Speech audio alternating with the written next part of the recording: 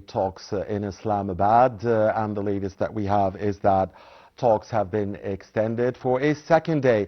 So the two parties that have met for the first time face-to-face since 1979, since the Iranian Khomeini revolution, will sit together on Sunday for a second day.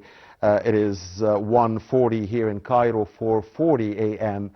In Islamabad. They must be sleeping, taking rest from a long, hectic day of negotiations. A lot of important developments happened today. The U.S. president saying he doesn't care if there will be a deal or not because the U.S. are the winners of this war. Also, Mr. Trump warning China from the potential of sending weapons to Iran. That's a very key development. The Iranian state television said that the talks will continue despite some differences. Well, the Iranian official news agency said there are serious disagreements. And of course, there is a big split between some differences and serious disagreements. Also, Hormuz Strait has seen the highest flow of navigation since the start of the war.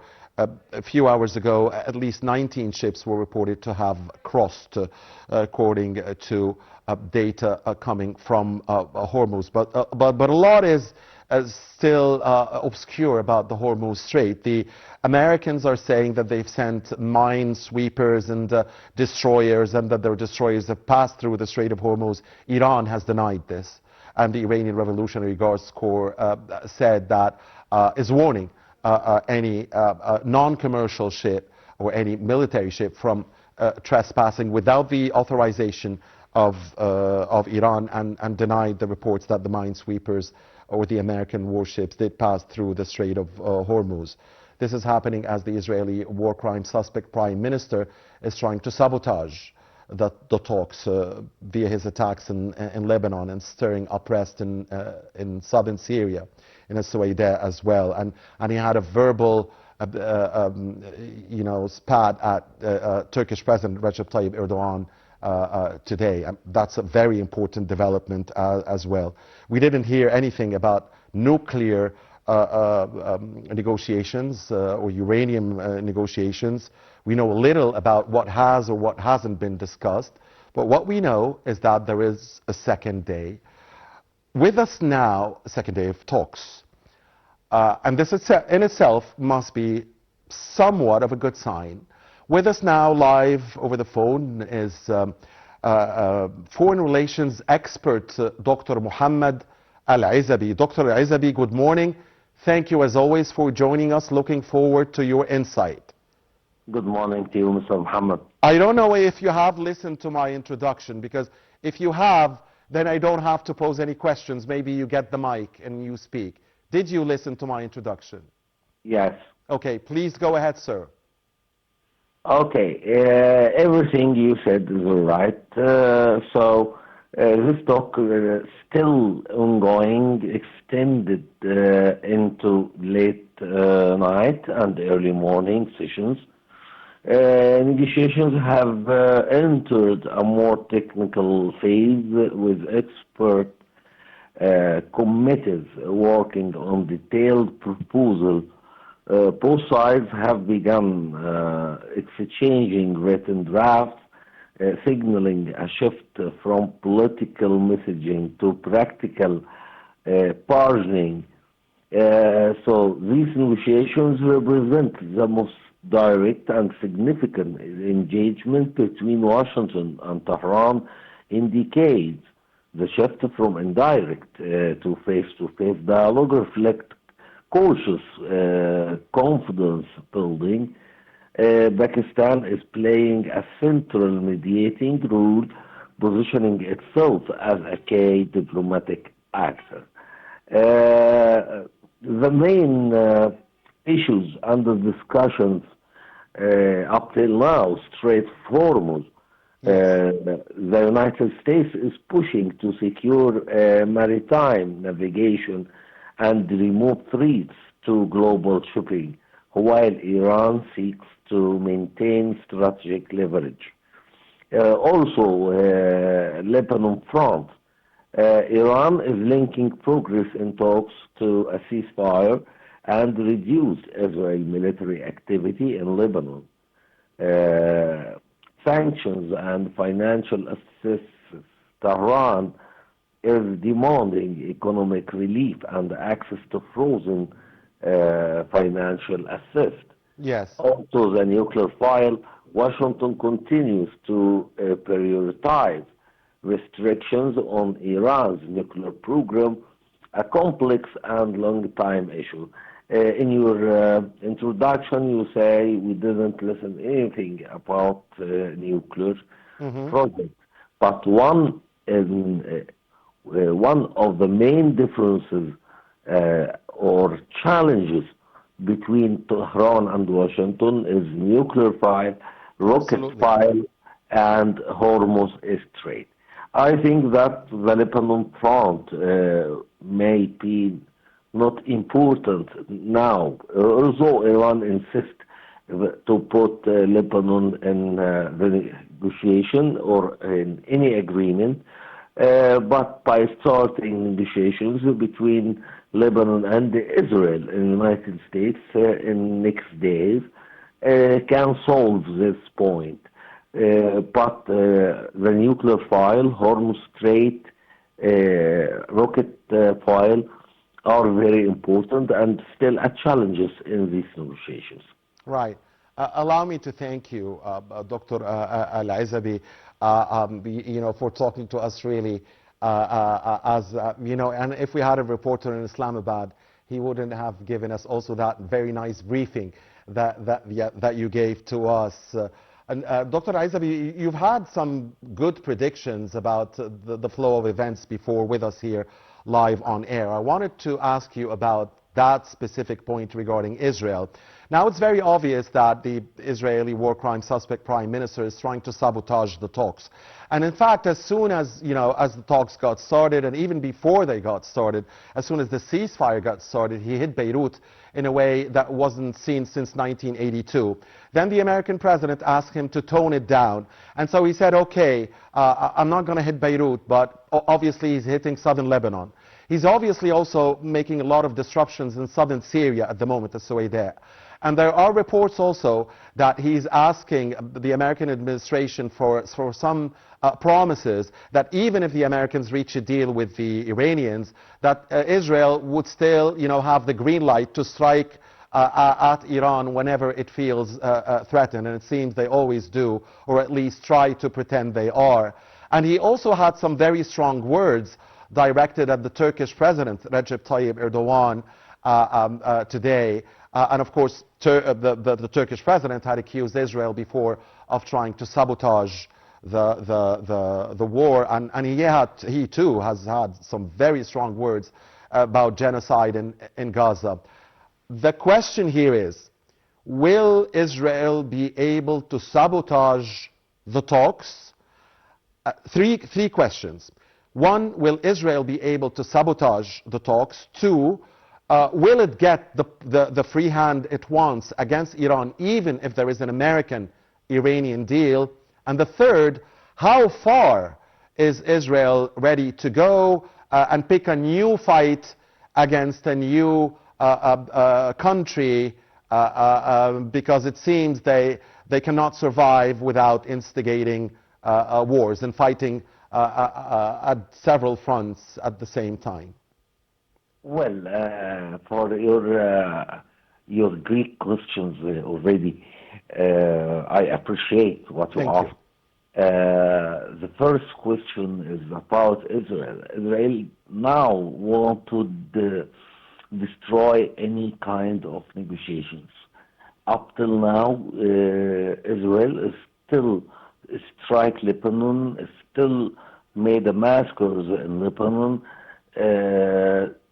Netanyahu have his goals. The main goal for Benjamin Netanyahu is himself political future, especially if the war ended. He will face a judgment. He may be led to the jail, and his future will be ended. So Benjamin Netanyahu is keen to continue a war, even in Iran, in Lebanon, in any other place, but his needs to continue in any war. So he tries to make any kind of destruction for this negotiation, and I think he will succeed by percentage 75%. The second question is about, will Israel be ready to fight in any other country? One of my analytics studies that the upcoming country will be Pakistan. Pakistan? Yes. Especially Benjamin Netanyahu didn't want nuclear bomb in a hand of any Islamic country at all. So he may attack Pakistan. He may start to make some news about that Pakistan is a threat for Israel's security. They own a nuclear bomb. They want to put their nuclear infrastructure under supervision. Will the U.S. allow this? I mean, Pakistan is a big ally of the United States. Up till now. Everything in policy changes. We can say and Pakistan is a nuclear power. Yes, but as you know, that your friend is today is your enemy next day, and your enemy today is your friend next day. Well, Islamabad and Tel Aviv are not friends anyway.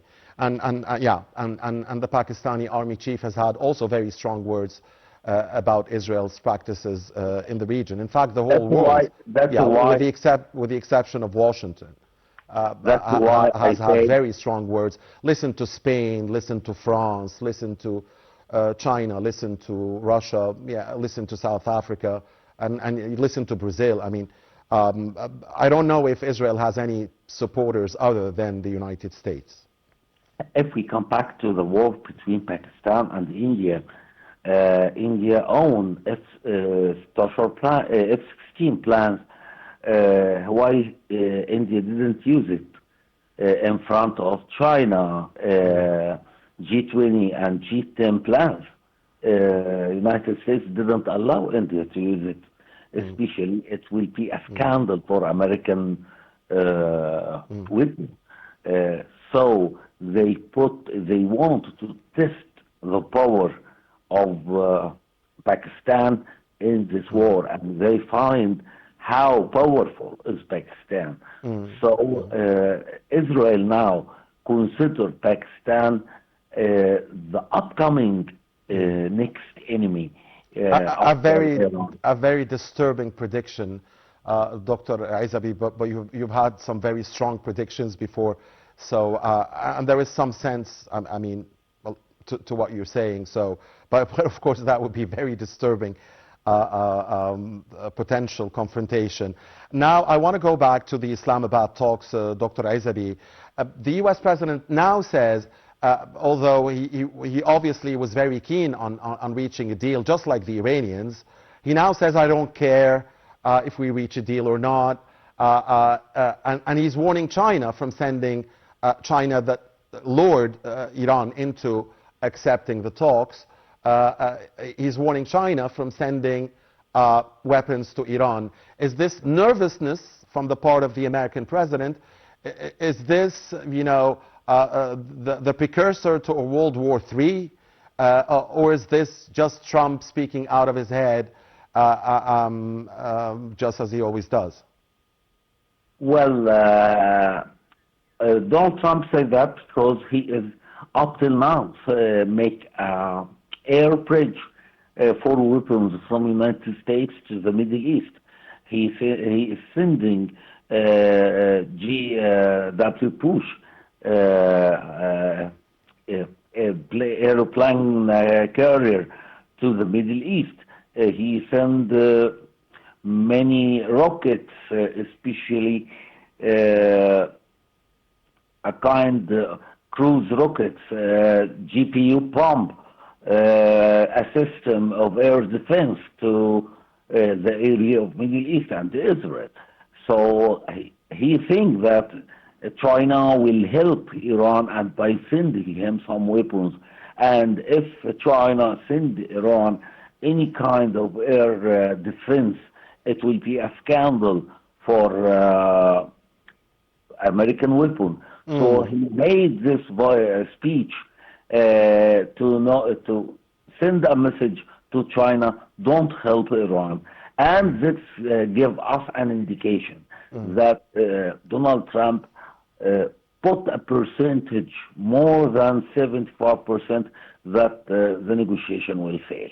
And he is ready to strike Iran again and destroy the power infrastructure in Iran. Yeah, again, a very disturbing prediction, but that makes sense as well. No one can debate that. You answered actually my final question, Dr. El-Ezaby, before I posed it, the 75% scenario. Thank you very much, Dr. Mohamad El-Ezaby, the foreign relations expert, as always, for your time and your insight.